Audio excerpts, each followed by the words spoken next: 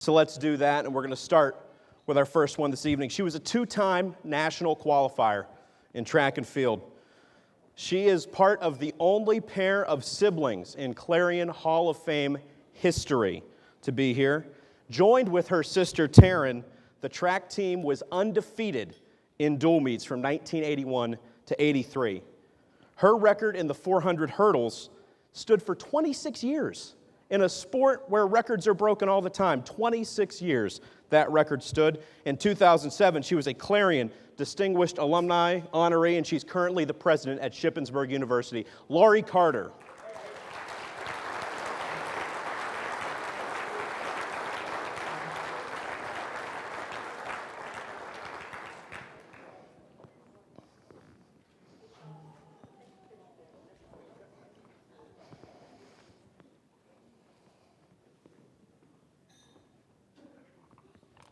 Put that there for now. Go ahead and clip this on your lapel right there. You can do it. Just place that in your lap. Laurie, welcome back to Clarion University. I think the first question that everybody has on their mind is, we looked at the football schedule for next year.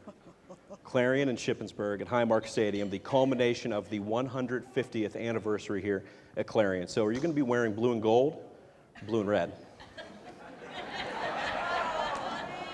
Is this a trick question? I think it's serious. I don't know. I will be wearing blue. That's fantastic. So the story of your recruitment, every athlete here tonight has a story of how they ended up at Clarion University. And yours involves a very special person, a coach that is here right now, that is Bill English. Why don't you talk about that? Well, for those of you who know Bill English, he is an extraordinary person. I am originally from New Jersey, and I've met lots of other athletes who came to Clarion because of athletics, really. Coming into the state as an out-of-state student was not something that was happening for lots of other people if you were an athlete. So Bill actually recruited my sister, who is 3 years older than I am. And she came to Clarion and was a fairly successful athlete here. She was pretty good, as I recall.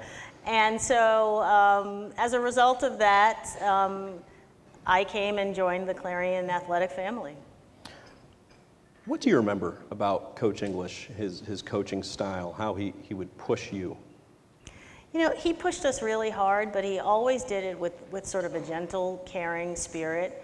He was a coach that really sort of encouraged us, not just as athletes, but as human beings. So we worked really hard for him because he was the kind of person that you wanted to be successful for. And I think that his record as a coach here speaks for itself. He's an extraordinary human being. Well, as I said, you went undefeated in dual meets over this stretch from 1981 to 1983, and I don't think we're being too modest to say that you had a pretty big hand in that. You were obviously a 400 hurdler. You held that record, but that was not the only event that you competed in. It was, in fact, wasn't even one of only 10 events that you competed in. Well, that was at a time, and Bill English and I were talking about it earlier today, and it was a time when track and field was really a team sport. And so our meets were competing against other teams, and points counted. And so if the team needed points to win the meet, I was willing to try an event so that we could get those points. It's a completely different sport now, isn't it? Because there's so much focus on the invitational aspect of it, focusing on your own individual times. Do you think track has lost something because of sort of that shift in focus? Well, I think that any time you can compete as an athlete as part of a team, you're gaining something. So the idea that you are willing to give of yourself even more for the greater good is something that really helps build character in young people. So for me, being a part of that team is something that really kind of laid the foundation for how I operate in my everyday life now in the workforce. Let's talk about your signature event, the 400 hurdles. It's not an easy event. It's an event that requires a lot of physical strength, but also mental fortitude, right? Right. Talk a little bit about your mental approach in that event. Well, I think I entered the 400 sort of not knowing the race. I was a 400 runner in high school. And it was like, okay, it's just the 400 over hurdles. I was also a hurdler. And so it was really about getting through that 400 and not thinking about the hurdle part as much as it was really about the race. And so when you're running the 400, you divide the race so that you know that at the end you'll have enough energy to push through. But when you're running over the hurdles, you have to also make sure you get your steps right.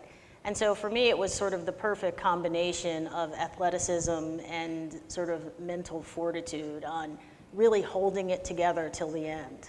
Really forces you to be tough, right? You have to do those things that people aren't capable or willing to do in that time frame, right? Right.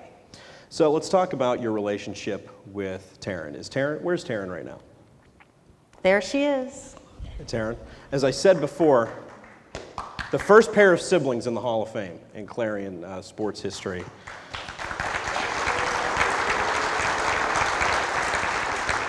If we threw a couple pairs of sneakers out here right now, who's winning that race? Well, isn't that obvious?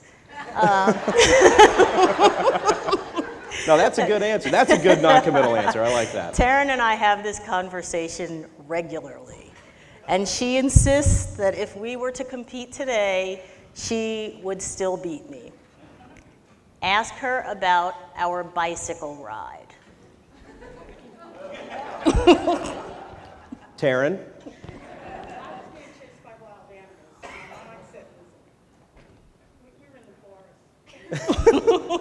Taryn and I are teammates. So the beauty of us being sisters and teammates is that while we were also very competitive, our specialty was a different event.